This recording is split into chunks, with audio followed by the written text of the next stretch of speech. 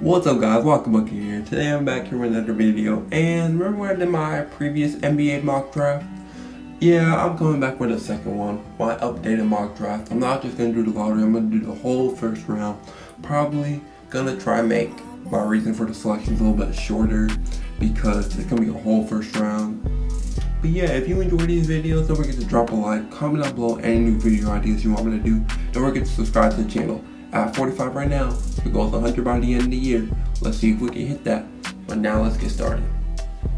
So the first overall pick will be the Minnesota Timberwolves. And the guy I have them taking is by the name of Anthony Edwards out of Georgia. Anthony Edwards is an elite scoring wing, and it was really between him and LaMelo, but I feel like the fit with him just works better. He's an elite wing. They don't really need a point guard because they have D'Lo, and he's super strong. He has the build. He's able to score with ease. Getting comparisons to guys like Donovan Mitchell, Dominique Wilkins, Dwayne Wade because of his freakish athleticism, has the defensive potential. Wasn't super efficient, but he was playing on a team like Georgia with like no help.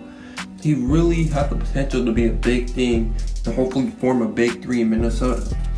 With the second overall pick, that goes to the Golden State Warriors, and I'm gonna have them taking James Wiseman, the center out of Memphis. Wiseman's a big center that we didn't get to see much of, but he's able to run the floor, has the size. He's still working on his shot, but it's definitely not too bad.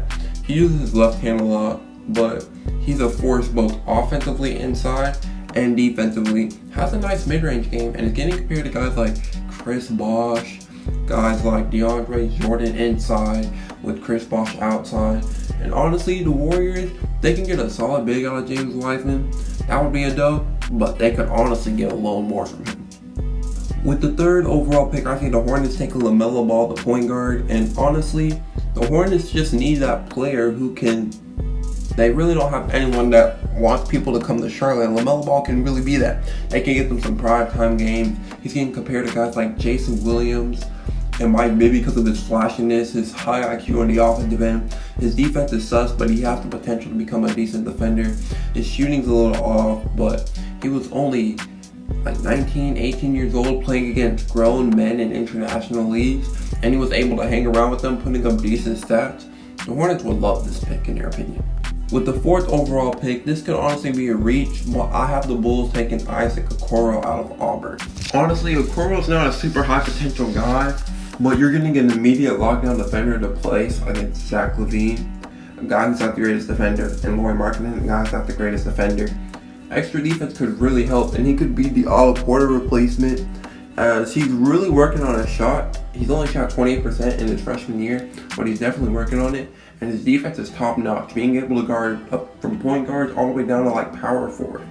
This man really has the lockdown that even though Danny has the offensive ability, Obi Toppin has the explosiveness, I feel like the Bulls will just really need that fit, and Okoro will be a great fit. With the fifth overall pick, the Cleveland Cavaliers will take Obi Toppin out of Dayton. Now, Obi Toppin is an explosive power forward that probably has the most athleticism and is one of the more proven prospects. But he could really help a team right now. And with Kevin Love likely to be shipped out because of that huge contract, Obi Toppin can fill right in at the power forward. An okay jump shot, but provides amazing explosiveness, able to get up there for boards, and just bring your team high energy that your team could really use. And even has a little bit of leadership into it.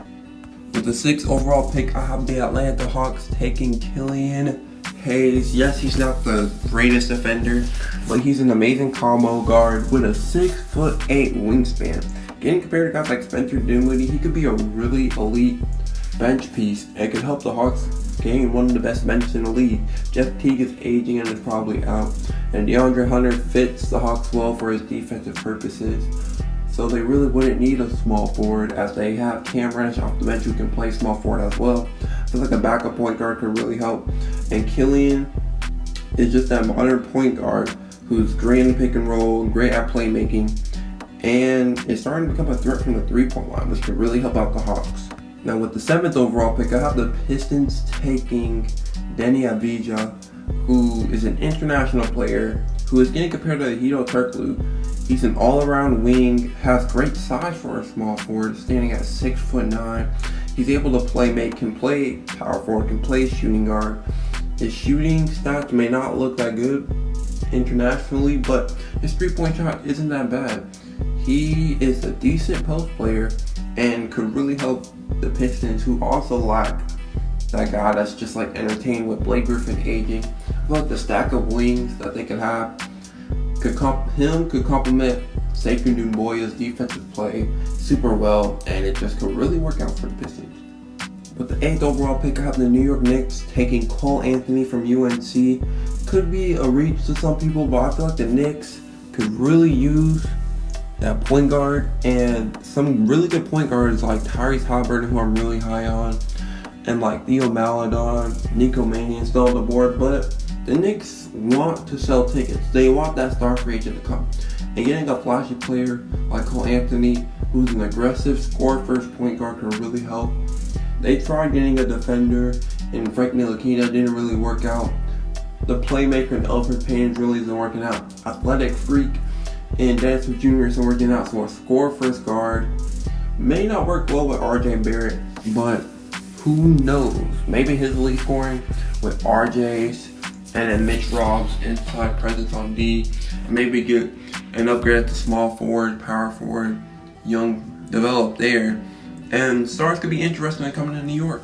With the 9th overall pick, I got the Wizards taking Onyeka Okongwu from USC. Getting compared to guys like Bam. Maybe they don't need a center with guys like Thomas Bryant or Reigns Wagner, but Onyeka Okongwu has the size and the skills to be some special. Even though he's an undersized center at 6'9", he's getting compared to guys like John Collins, Bam Adebayo. Great at the rim, able to block shots. Underrated playmaker in my opinion, and really could have underrated skills that we just don't know of, that we didn't really get to see him show out. Maybe he could develop an amazing playmaking skills. His post game could really become something elite. And with his amazing defense to help out Bradley Beal and the Wizards, who sucked at defense last year, could be really useful. With the 10th overall pick, I have the Phoenix Suns taking Tyrese Haliburton out of Iowa State. Now, this is a guy who I feel like could be a top 5 player in this draft class, in my opinion. I feel like he has the skill set. The problem is his jump shot is not the best looking, and he's not a flashy player. But if he's not a flashy player, what does that mean? If it works, it works. It may not sell tickets, but it'll get the job done.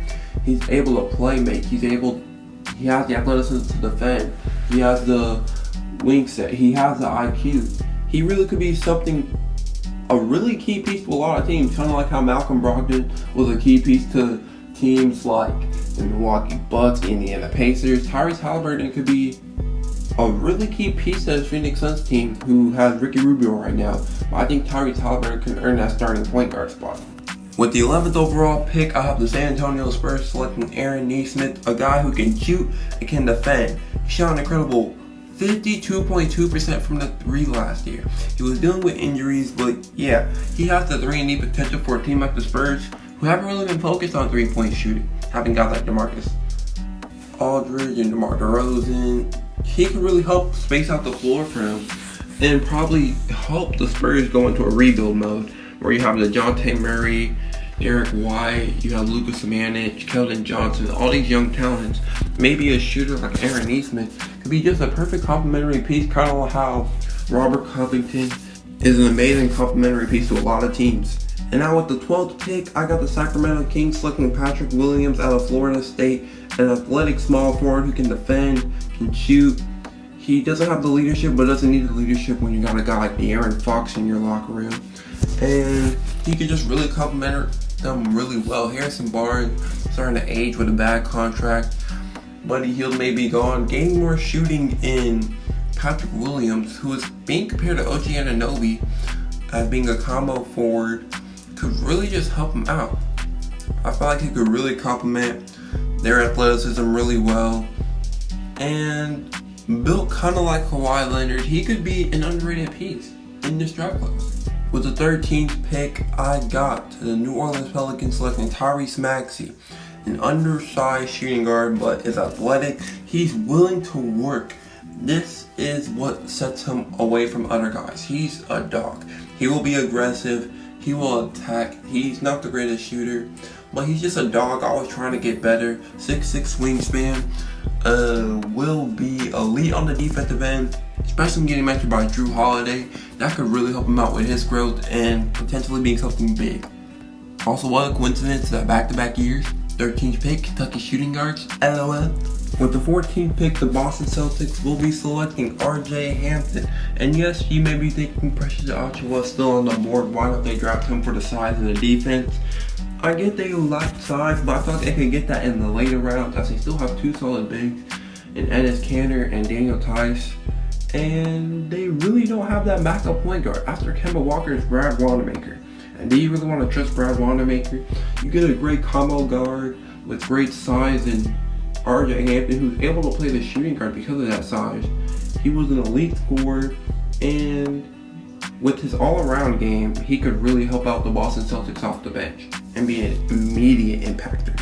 Now with the 15th pick, I have the Orlando Magic taking Kira Lewis from Alabama. The thing about this for the Orlando Magic is the upside that Kira Lewis has, a speedy point guard who's younger than a lot of people in this draft class, definitely has high potential.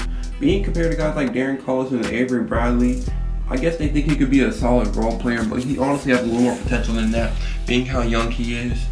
And he's not the strongest, which could not be a great sign on the defensive end, but he's able to get his shot. He can find the open man and great in the pick and roll with smart decision making. With the 16th pick, I got the Portland Trail Blazers taking Devin Vassell from Florida State, a knockdown three-point shooter with high athleticism, a 6'10" wingspan. For a wing player like Devin Vassell, he could easily, honestly, be the starting small forward if guys like Carmelo Anthony doesn't come back, Rodney Hood, dealing with that torn ACL, doesn't live up to what he wants to be. Honestly, Vassell can play that, and he's able to play great defense, which is what the Trailblazers really lack. And I feel like that shooting next to Dame and CJ plus the defense is really what makes them want to choose this guy. Now with the 17th pick, I got the Minnesota Timberwolves selecting Precious Achiuwa from Memphis, which would honestly being a perfect fit for them. Playing next to Cat, a tenacious defender, being compared to guys like Gerald Wallace. He's able to shoot the three ball if needed, but the size he has, being able to guard small forward through centers, could really help him out. A super huge wingspan at 7'2", standing at 223 pounds. And he's intensive, can really help Cat on the boards. And honestly, he'll just take the load off of Cat defensively. And can honestly make him not look like a bad defender. With the 18th pick, I got the Mavs taking Alex Pokusevski, or however you say it, I'm just going to call him Poku, from internationally, who is a really unique prospect in a lot of people's guys. Getting compared to Tony Kukoc with the skills. But honestly, a guard able to decently shoot. He is not strong, but he's able to work in the paint. And he's really agile for being 7 foot and can really help the Mavs create offense and honestly add some size. Hopefully he can bulk up so that he can help inside like KP. But with guard-like skills at that size, with guys like Dwight Powell getting in injury trouble, Maxi Kleber kind of being undersized for a center, KP being thin and always injury prone, he could really help out Mavs in their big man depth. With the 19th pick, I got the Brooklyn Nets taking Josh Green out of Arizona, an athletic wing who's able to defend, who's able to shoot pretty good, shooting 36.1% from three, being compared to Kelly Oubre. He's able to play a little bit of point guard too, which could really help. He's most likely just going to be a bench piece, but honestly a complimentary bench piece next to Spencer Dinwiddie being able to defend next to his offensive game could just really help the Brooklyn Nets depth go even better and could really prove them as a championship contender. With the 20th pick, I got the Miami Heat taking Vernon Carey from Duke. Honestly, the Heat, it really showed that they lacked the size to handle with elite big man. Guys like Kelly Olynyk wasn't really going to do it. They had to put Jimmy Butler on them, and honestly getting a big man like Vernon Carey, who's able to rebound well, defend against big man really well, being compared to Carlos Boozer, able to shoot the three, shooting 38.1% from the three, but mostly being that inside presence, could really help out with an undersized center like Bam. I feel like his size at 6'10", 270 could be really important. With the 21st pick, I got the Sixers taking the small forward who really fell off lower than he should have been. That guy, Saddiq Bey, a wing who's able to shoot. He has the size. He's being compared to Chandler Hutchison and Sam Decker, which aren't really great comparisons, but playing in a team like Villanova, shooting 45% from three and able to lock down players with his size at 6'8", 215 could really help out the Sixers, who just don't have any shooting. And Saddiq Bey's shooting could just hopefully space the floor out more for Ben Simmons, Joel Embiid, helping them be able to create more. With the 22nd pick, I got the Denver Nuggets taking Dio Maledon. People say he has the potential of Shai Gilgeous-Alexander. He has the size at 6'5" to be a combo guard. His jumper looks nice. Able to get a first step on guys with his quickness. Could really help out the Denver Nuggets with a shooting guard like Gary Harris, who really just hasn't been the greatest. Hopefully he has the size, and he's an amazing playmaker, being compared to a guy like Frank Ntilikina, being able to play amazing defense. But hopefully he does better than Frank Ntilikina, not just being a lockdown defender on the New York Knicks, and hopefully being a true contributor on a contender.